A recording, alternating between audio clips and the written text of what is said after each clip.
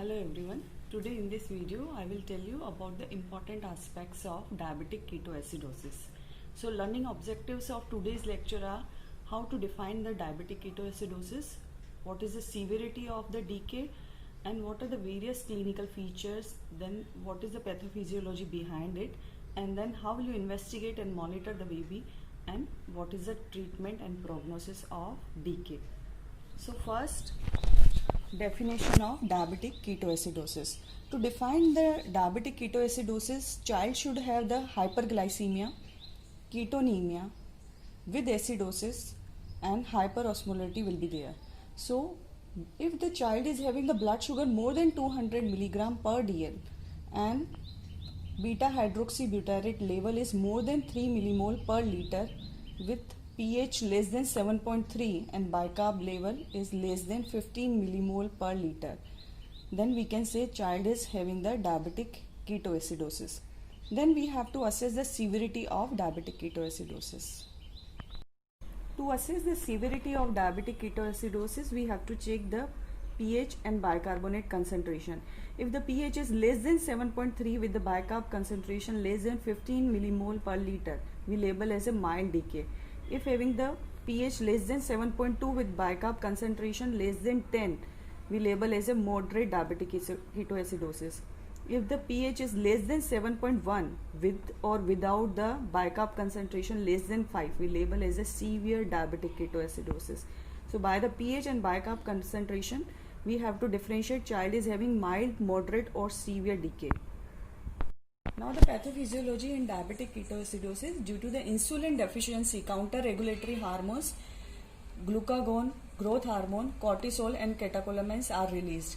And due to this, gluconeogenesis start in the liver and kidney, and impaired glucose utilization due to the insulin deficiency will lead to the hyperglycemia and hyperosmolarity will be there. And due to hyperglycemia and hyperosmolarity, osmotic diuresis start and child will develop the dehydration and shock can be developed due to this, and shock can lead to the hypoperfusion and acidosis can be there due to the hypoperfusion in tissue. And due to the insulin deficiency, free fatty acids are released from the lipolysis in adipose tissue, and these free fatty acids are converted into the ketone body beta hydroxybutyric acid and acetoacetic acid in the liver by oxidation, and this create the ketonemia and ketoacidosis will be there.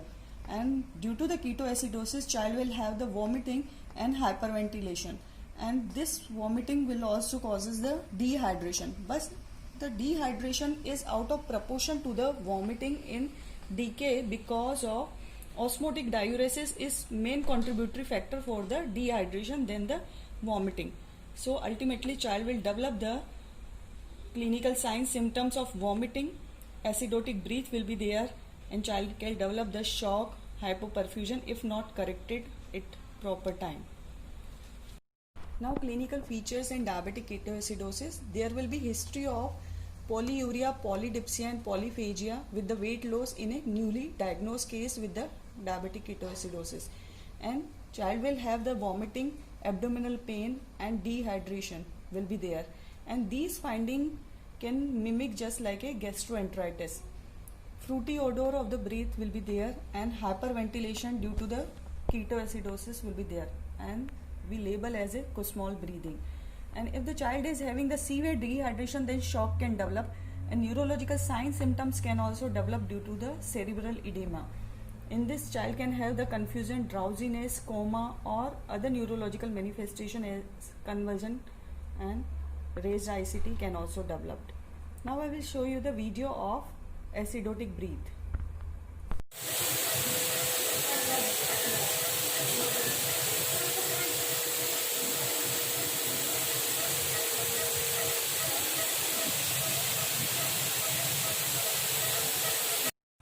Now investigation in diabetic ketoacidosis.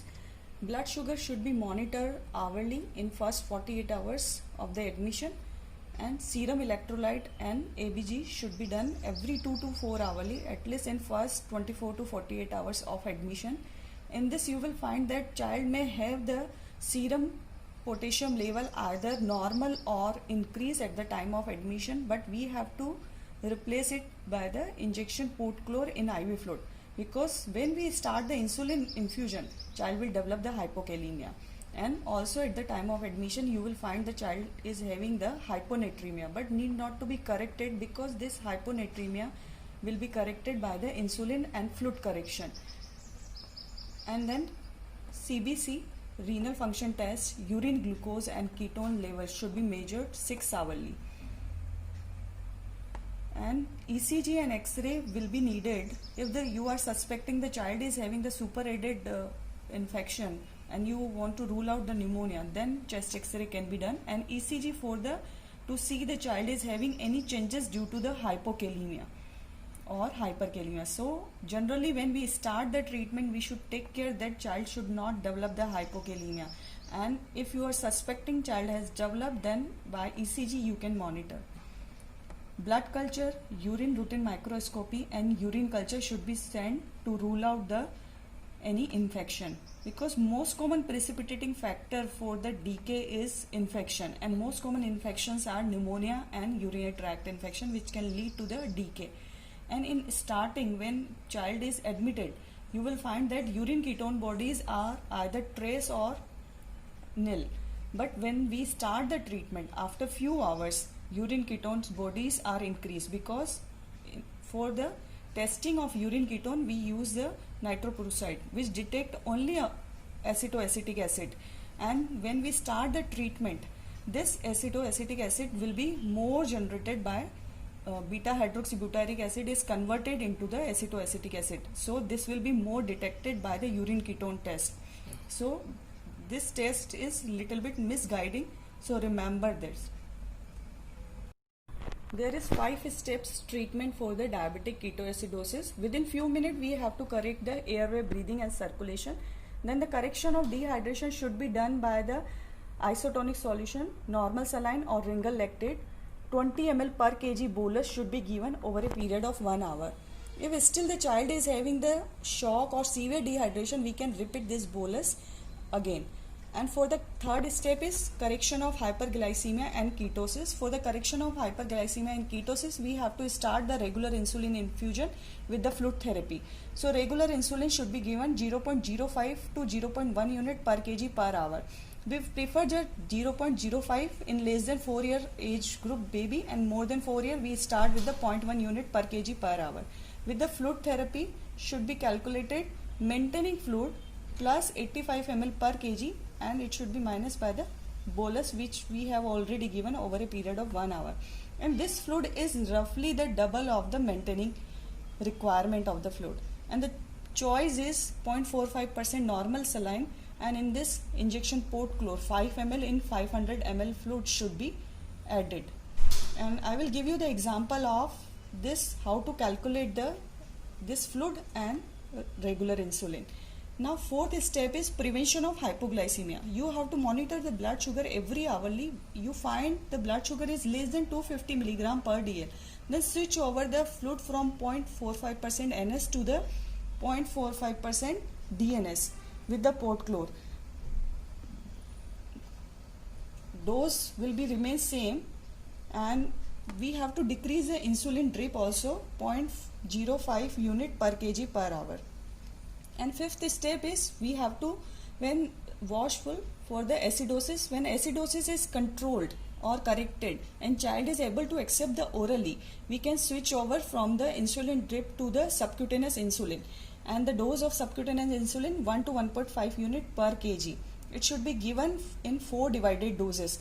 And when we are shifting from the insulin infusion to the subcutaneous insulin, after giving the subcutaneous insulin, at least infusion should be continued for half hour, so the action of subcutaneous insulin reach, and after that we can stop the insulin drip and fluid half hour after, and child can take the food after that. Now I will give you the example of how to calculate the fluid. This is the example of management of diabetic ketoacidosis. If the weight of the child is 10 kg, then step 1 will remain same, ABC, airway, breathing and circulation. In step 2, 20 ml per kg, 20 into 10, 200 ml 0.9% normal saline will be given over a period of 1 hour. If required, we can repeat again. And step 3, we have to start the regular insulin 0.1 unit per kg per hour. If the age of the child is less than 4 years, then we can start 0.05 unit per kg per hour. So for 10 kg weight, 0.1 into 10 into 24.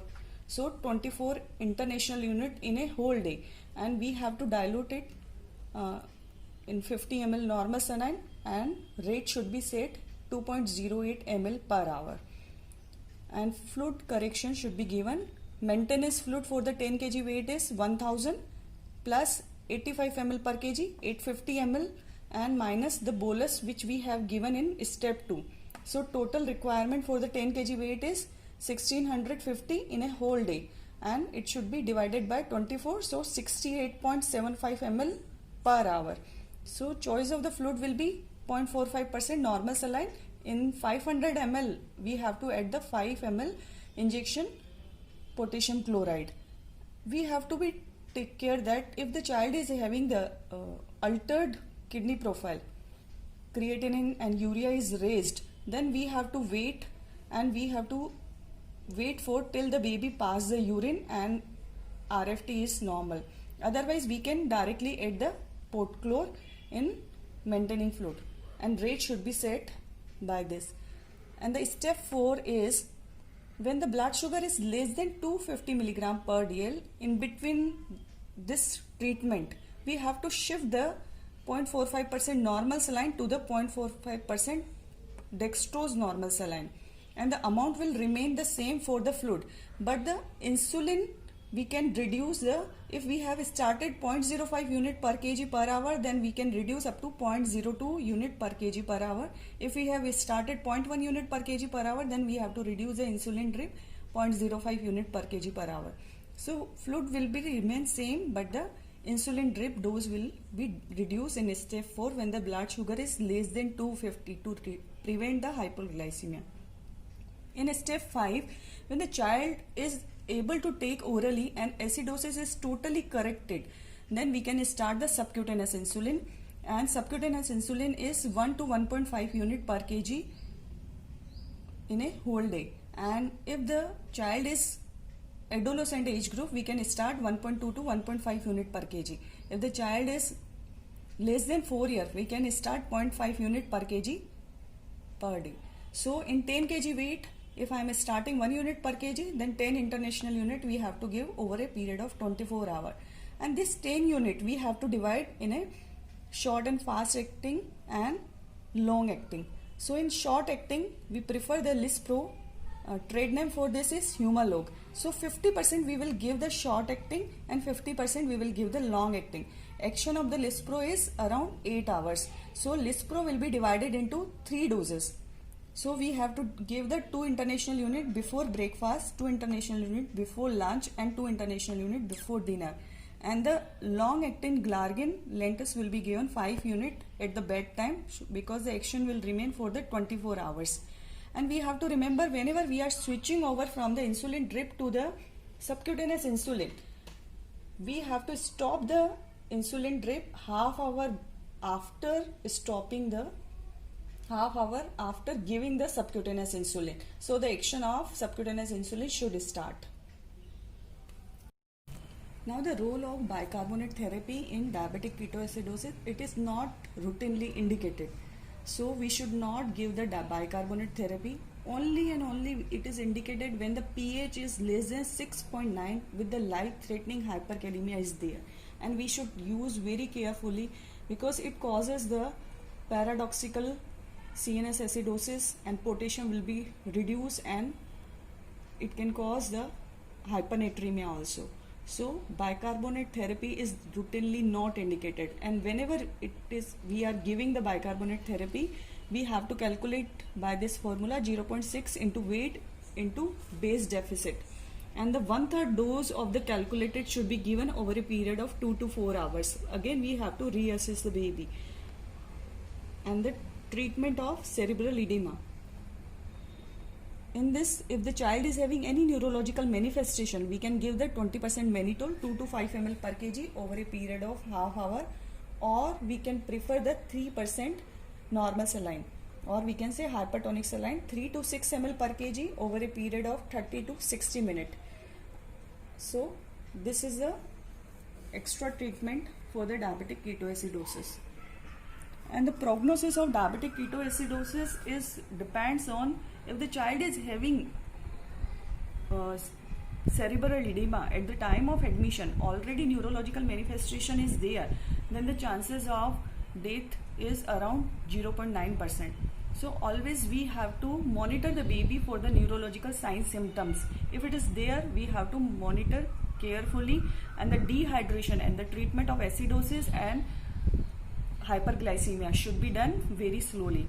And another prognostic factor is hyperosmolality, because death can occur also if it is not corrected properly. Thank you.